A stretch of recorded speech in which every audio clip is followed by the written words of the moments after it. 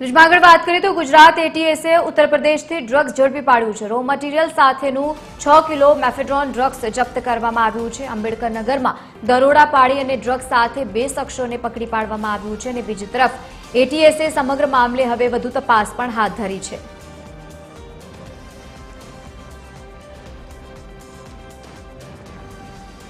વધુ માહિતી સાથે સંવાદદાતા ભાવેશ રાજપૂત જોડાયા છે। ભાવેશ, ગુજરાત એટીએસે ઉત્તર પ્રદેશથી ડ્રગ્સ ઝડપી પાડ્યું, શું વધુ માહિતી?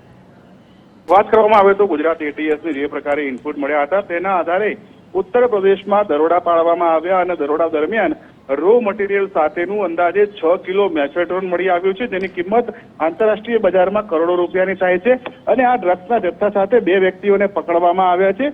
હવે આ 2 વ્યક્તિઓ કેટલા સમયથી આ ડ્રગ્સનું રેકેટ ચલાવતા હતા અને અન્ય કેટલા લોકો સામેલ છે, કારણ કે જ્યારે રો મટીરીયલ મળી આવ્યું હોય તો ચોક્કસથી ડ્રગ્સ બનાવવાની ફેક્ટરીને લઈને આ કાર્યવાહી કરવામાં આવી હોય અને ઉત્તર પ્રદેશના આંબેડકર નગરમાં આ જે કાર્યવાહી છે તે એટીએસે કરી છે।